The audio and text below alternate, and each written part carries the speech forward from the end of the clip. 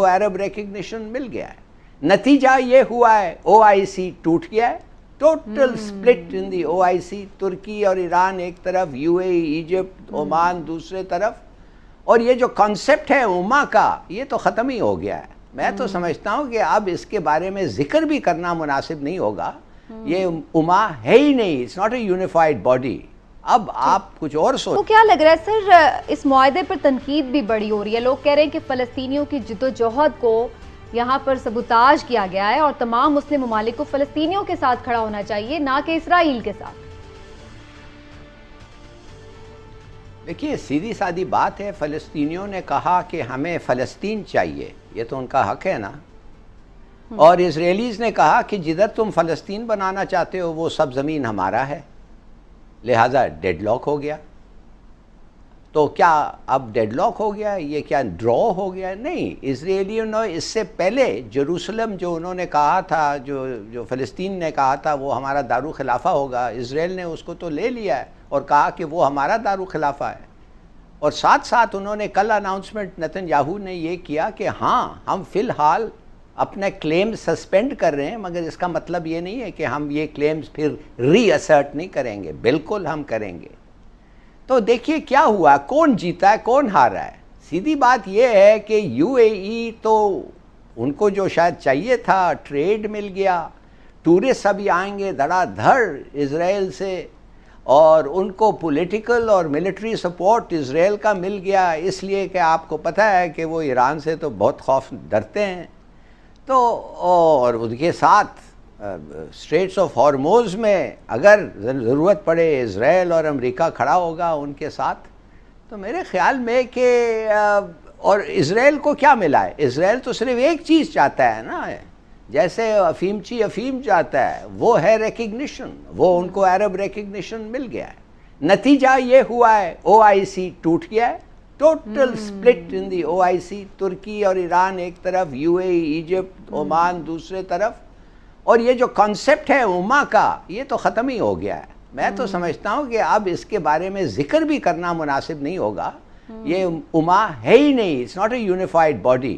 اب آپ کچھ اور سوچیں, کچھ اور ٹیکٹکس نکالیں, یہ نہیں. ایک سیکنڈ مہلا صاحب, دوبارہ بھی آپ کی طرف آتی ہوں. آپ نے بڑے امپورٹنٹ پوائنٹ اس میں اٹھا دیے ہیں کہ اما کیا سرے سے ختم ہی ہو گئی ہے, کیا جو اسلامک OIC جو اسلامی ممالک کا اتحاد تھا, کیونکہ ہم نے صرف دیکھا ہے کہ ملیشیا نے, ایران نے اور ترکی نے کھل کے اسٹیٹمنٹ دیا اسرائیل کے بارے میں. ترکی نے یہ تک کہا ہے عمران صاحب کہ ہم ان سے سفارتی تعلقات بھی معطل کر سکتے ہیں. ایران نے بھی کہا ہے کہ آپ نے خنجر گھونپا ہے فلسطین کے اوپر. اسی طرح ملیشیا کا بھی اسٹیٹمنٹ ہے. لیکن ان تین ممالک کے علاوہ کوئی اسلامک کنٹری سمیت پاکستان, ہم نے بھی کوئی کھل کے بہت رد عمل نہیں دیا. حالانکہ ہماری تو ہمیشہ ایک یہ کیمپین ہم نے دیکھی ہے کہ چلتی ہے مختلف تنظیموں کی جانب سے, سیاسی جماعتوں کی. تو آپ سمجھتے ہیں کہ یہ اس معاملے پر سب کوئی مصلحت کا شکار ہو گئے؟ میں تو اس سے بھی آگے سمجھتا ہوں.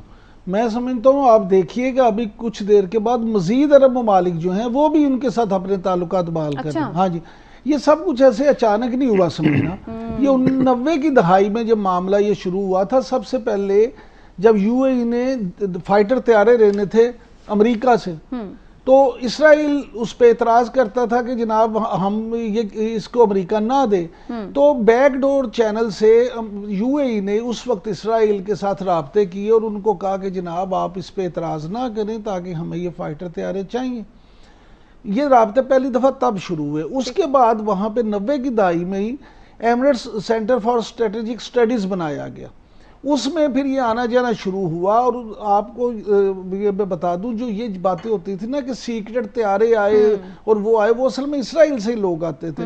لیکن پھر وہاں پہ 2012 میں تو پہلی بار آفیشلی ان کی جو اسرائیل کی سپورٹس منسٹر تھیں وہ آئیں, اور اس کے بعد ان کے کمیونیکیشن کے منسٹر آئے, پھر ان کے فارن منسٹر آئے. تو یہ چیزیں چل رہی تھیں, اس لیے یہ اچانک سے سب کچھ نہیں ہوا. اور ویسے بھی ہم دیکھ رہے ہیں کہ کچھ عرب ممالک تو انڈیا کے ساتھ بھی, اسرائیل کے ساتھ بھی, اسرائیل کے ساتھ تو بیک ڈور چل رہا تھا لیکن انڈیا کے ساتھ تو بڑا اوپنلی ہم نے دیکھا. UAE نے, آپ نے یاد ہوگا پچھلے سال ان کو اپنا ہائیسٹ سول ایوارڈ بھی دیا تھا. 2018 سے میں بتا رہا ہوں کہ منسٹر آنا شروع ہو گئے نا تو یہ چیزیں ہو رہی تھی. دیکھنا یہ اب یہ کہ میں آپ کو جیسے کہہ رہا ہوں کہ مزید عرب ممالک بھی کریں گے. اب اس پہ دو چیزیں ہیں. ترکی نے تو بڑے واضح طور پہ یہ کہہ دیا کہ جی یہ منافقانہ, انہوں نے تو بڑا سخت, انہوں نے کہا جی عرب امارات کا یہ رویہ منافقانہ ہے اور یہ اس طرح سے نہیں ہونا چاہیے. لیکن بات یہ ہے وہ یہ کہتے ہیں کہ جناب ہمارا یہ اس میں فائدہ ہے. اب جو ابھی ہلالی صاحب بات کر رہے تھے کہ انہوں نے ابھی کچھ چیزیں کہا ہے کہ جی ہم آبادکاری نہیں کریں گے تو یہ کریں گے, لیکن آپ یہ دیکھیں کہ 6 لاکھ لوگ تو پہلے وہاں بس چکے ہیں کہ تو وہ ان کو ہٹائیں گے تو نہیں. نتن یاہو کو سب سے زیادہ سپورٹ تو ان لوگوں کی ہے. تو یہ آپ مانیں ایک بات کو کہ یہ میں تو ذاتی طور پہ یہ سمجھتا ہوں کہ یہ جو معاہدہ ہے یہ اسرائیل کے فلسطین پہ قبضے کو واقعی مان لینے کے لیگلائز کر لینے کے بتا. ہلالی صاحب آپ کو لگتا ہے کہ کوئی نیا پھر اب مسلم بلاک بننے جا رہا ہے جس میں ترکی, ملیشیا, ایران اور کیا پتا کیا پاکستان میں انڈیپینڈنٹلی شامل ہو سکتا ہے؟ جی ہاں بالکل ہو سکتا ہے, اس لیے کہ دیکھیے یہ اصولوں کی بات آ گئی ہے. یہ بات نہیں ہے کہ ہم فلسطینیوں کو سپورٹ کرتے کہ نہیں ہیں, مگر کرتے ہیں یا نہیں کرتے ہیں, فلسطین ان کا حق ہے اور یہ کوئی ان کا حق لے نہیں سکتا. اور آپ کیسے ہم کسی یو اے ای کو مثال کے طور پہ کہہ سکتے ہیں کہ بھئی ہمارے کو کشمیر پہ سپورٹ کرو اگر وہ فلسطین پہ اپنے لوگوں کو نہیں سپورٹ کرتا؟ اگر عربز کو فلسطین پہ نہیں سپورٹ کرتا ہے تو ہمیں کشمیر پہ وہ کیسے سپورٹ کرے گا؟ سوال ہی نہیں پیدا ہوتا ہے. اور تیسری بات یہ ہے کہ اسرائیل کو سمجھنا چاہیے اگر وہ ریکگنیشن چاہتا ہے اپنے لیے تو وہ ان کو لازمی ہے کہ وہ ریکگنیشن دینا ہے ان کے لیے جو وہ خود چاہتے ہیں اپنے لیے, نیملی فلسطین.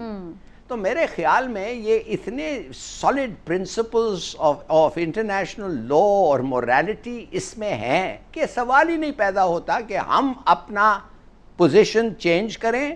نہیں کرنا چاہیے, it would be against principles. لیکن ہلالی صاحب یہ بھی تو لوگ کہہ رہے ہیں کہ ہمارے بھی تو بہت سارے انٹرسٹ ہیں خلیجی ممالک میں, جو دیگر بھی اور بھی جو باقی خلیجی ممالک ہیں ان کے ساتھ, اور ہم ان کی ناراضی مول نہیں لے سکتے. کوئی تھوڑا بہت بھی ہم کرتے ہیں, کوئی اونچ نیچ ان کی مرضی کے خلاف, تو ہمیں اس کا بھگتنا بھی پڑتا ہے معاملہ. پھر تو ہم اتنے انڈیپینڈنٹ تو ابھی ہیں نہیں معاشی طور پہ. ہم کچھ نہیں کہہ رہے ہیں بھائی, ہم تو ان کے ساتھ ڈس ایگری کر رہے ہیں ایک معاملے پہ, فلسطین کے معاملے پہ. ہم ان کے خلاف اور تو کچھ نہیں کر رہے ہیں.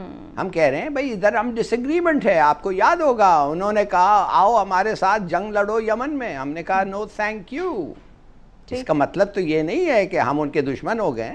ہم نے کہا نو, اٹ ڈزنٹ ورک, اس لیے کہ پرنسپلز آر انوالوڈ. آپ کسی ملک پہ جا کے خواہ مخواہ دوسرے کے لیے حملہ نہیں کر سکتے, خاص طور اگر وہ مسلمان ملک ہو.